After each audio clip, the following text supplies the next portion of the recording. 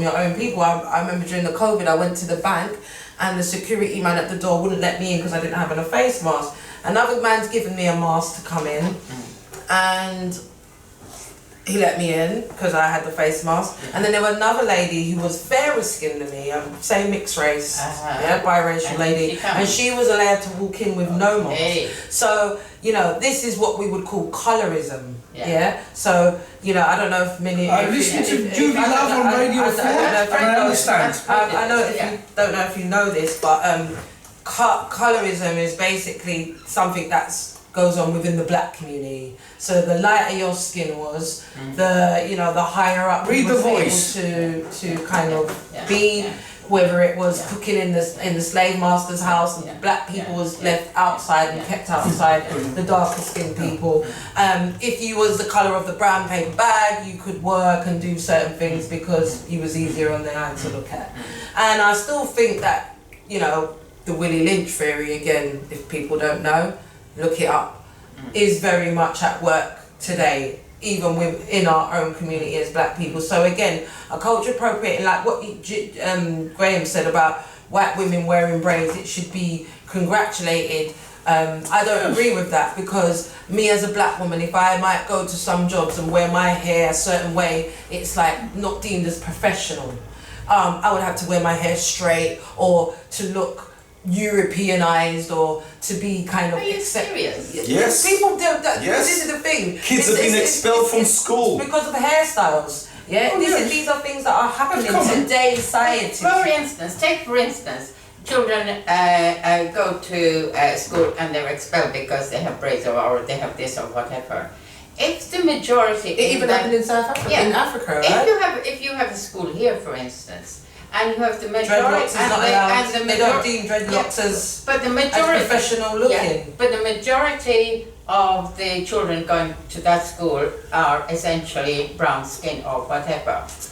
What is to stop the parents that are the majority? We will take all our children out, and they will be outside their gate or across the road, but the or thing whatever, is, you say until such time as somebody changes the rules. You're beginning to talk like a trade unionist. You say that, I think we're talking trade unions outside the black community are not going to kind of join.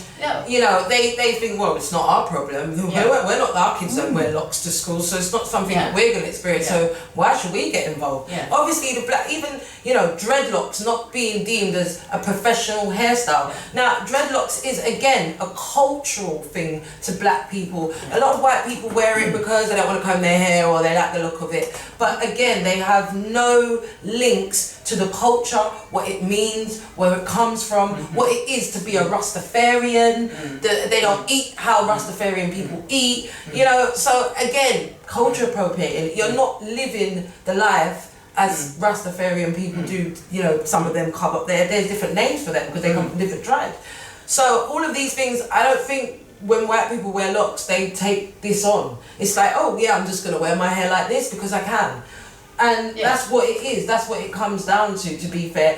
Even, there was a time when I used to wear wigs and weaves, which I still do now, and people would say to me, oh, you're wearing a weave, you want to be European. But what people don't understand is, as a black woman to have afro hair, our hair can also look like yours, without, you understand me, having to put weave, or I can straighten my hair to be straight, but a white woman could not make her hair into an afro, and that's the difference. Do you understand what I'm trying to say? Our hair has diversity. Would you ban white women from wearing? Not ban them, but what I'm saying is, the fact should that they be pushed out of society? And which society should they be? Should they go into the Conservative? Talking about pushed out of society. Should they be going to the Conservative Party? Graham, talking about being pushed out of society. Look at the youths today. They have been pushed out of society, right? They have been told they don't belong to society. Carissa Dick says she's going to stop and search every black youth that goes to school. She's already succeeded in 75%. Imagine that interaction and that experience. And they picked on deliberately. Did she not have to apologise for saying something so crass? No. Do Tories apologise? Tell me more what you heard about that. No, I haven't. I haven't, because half the time I don't either listen to the news or whatever. I do. Why don't you listen to the news? Well, the reason why I don't have a TV is because I had an argument with the BBC. I don't like the way that they portray the Palestinians. They give credibility to the Israelis, but they don't give sufficient to the Palestinians. Viva! And we pay our license fee. And I chose not to have, because of that, I chose not to have a TV in my Good on you, house. because I don't have a TV. You know, but and that's everybody has so much power to make their own choices. It's true. That shape things and reshape things. Oh, let me But get should black people, The very this is the second question, that you should think black that people you're a use victim- their power to Of change course. systemic laws and systems that's been put in place to keep black people down? Or should we just... I think it's the other way around. I think from listening, it appears to me that what you should do is build up your own sense of power with each and every one of you. May, I love that Infinitely more power. May, I love that self-sacrifice of no TV. That reminds me of Bobby It's no Sands. sacrifice. I tell you, It's not a sacrifice. It is choice. All right. You It's make not. a choice because you like make a TV. choice. Is your tongue It is a right choice. locked to your cheek? No, You say- no, Bobby Sands, right? I was Yeah. on a diet a few years ago, and I diet? wanted A to diet? lose a diet. Yeah, that's to lose, what I thought, to, a diet. to lose a couple of You mean pounds. to say that you were Ain't on the best diet in the you were world. pushed by should society yum. to be in a different shape? No, it could Or be is it a choice? it could be a health thing, Oh, okay. right? The ideal balance and what have you. Well, evidently it was very successful. Yeah. Oh, go thank on. you, thank you. All right, so Bobby Sands. So I was there trying to lose a couple of pounds by dieting, not eating. And I Not thought- eating, starvation. And I thought to myself, Bobby Sands. How many of the Irish in the H block? How many of them starved themselves to death? Don't ask me particularly. Well, how many You know, numbers? I would have to go back on that because Alright. that's not how you sort of absorb history. You absorb history as an internal feel for something. The very accuracy of things is a different matter. You don't always have to be absolutely All right, now I get you. accurate. So You have a sense that something, the dirty protest, whatever. Now that sense, that was sense. very, very successful. Yeah. He should never have died. I mean, he should absolutely never die. But that was satire. Who's that? But I think we're the Irish getting thing. away. No. We're getting into The point being is this: you personally decided to protest by not having a TV license. Bobby Sands, in his position, Yeah. decided to protest by not eating. No. He starved himself to death. Yeah. So Yeah. for me, losing a couple of pounds Yeah. was hard enough, but for a cause that great, Yeah. I'm thinking I could never do that. Right now, you may do it with great That's ease. suicide. Well, it's to have that kind of self-control and power and belief. That's not power. You gave away your power by killing yourself. That's my opinion, sorry. Isn't that what the Catholic Church says, and all the Islamic faith says, that people shouldn't kill themselves? They haven't stopped people killing themselves. And you almost move on to They make people kill themselves. and you almost move on to the subject that I was going to talk about today. No, in fact, what happens? We have so many people who blow themselves up, and so it's a form of weaponry, it's a tactic in war, and it's But used. it's an ideology. Right. They are elevated by this notion of their own sort of ideology, and that there is a huge payoff that they will go to their nirvana. All right. You So know. the point The being. whole thing is All right. So the point being about motivation and what drives you. Purpose, right? We just left Afghanistan, and I think we haven't even checked. No, we weren't. It wasn't a question. We just left Afghanistan. You were thrown out. All right, okay. But the point I'm trying to make is a couple of bombs have gone off. I think 60 people got killed just last week. Probably, if we check the news. They say 60 people, but you think about it. You go to war in a country, you let off bombs. 60 people. You destroy a country. That's not a lot of people when you think about it. Imagine how much people are just in this vicinity in Finsbury Park. This is just one borough. And England's a small place. This is just one borough. If a bomb went off here, like, I'm sure it would affect more than just like 60 people. Right, no, you know what I'm trying to say? The numbers never add up what I'm trying to say, these things. With that protest, that personal protest, with Bobby Sands, right? With people good thing enough to take that, it's happening right now. Iraq, bombs and stuff were still going off, right?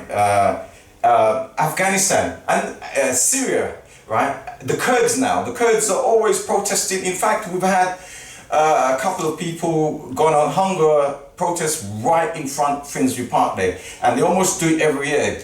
Last month they were there and they were protesting again, right? It's sort of an anniversary of something. So these things are actually happening. So you say we have an amazing amount of power. Yes, from doing a simple thing to actually doing really outrageous and crazy thing. And actually, that's brought me onto the main subject. Which is? What causes radicalization? Which moves into extremism, which moves into the effect of people blowing them out. Lack of purpose. Well, yeah, I would agree. Well, I'll tell you how I see it. Right now, as a black youth, we go back to the black situation. I can't get a job. I'm being harassed by the police. I can't get housing. The only housing I can get is in they push me in the ghetto, right? With problems, right?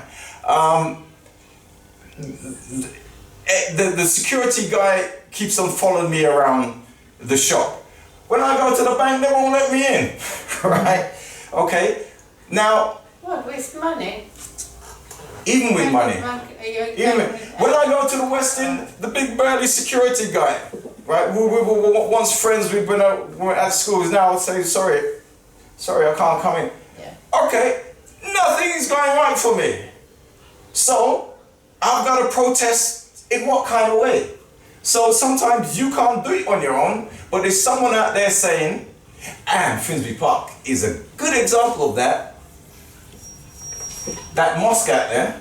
So the youths will come along and says, they've done this to you, they've done that to you, they've done that to you, you can't get this. I know, I feel it. I tell you how. And this is what, and here's what's funny. If we go on to the current thing about the MP that was killed on Friday, right? He was the most ideal MP, right? Working with people, being there, and some people say by being that type of person, that was the cause of his demise. But all the conversation is about radicalization, online, offline, and what have you. Now here's where I want to switch the script. The poor people who have been marginalized, the white folks who have been marginalized, and this is where this left and right comes in, joins these far, is it right? Well, I would say that religious fundamentalists are far right from my socialist perspective. Is it far? And I'm sorry that the media has joined in with the hijacking of the radicalization, i.e.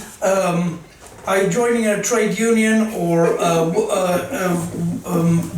working for our class interests has been hijacked with the idea of some sort of medieval religious fundamentalism which preys on the desperate and is in fact anti-socialist and look at and anti-humanitarian. And look at XR. And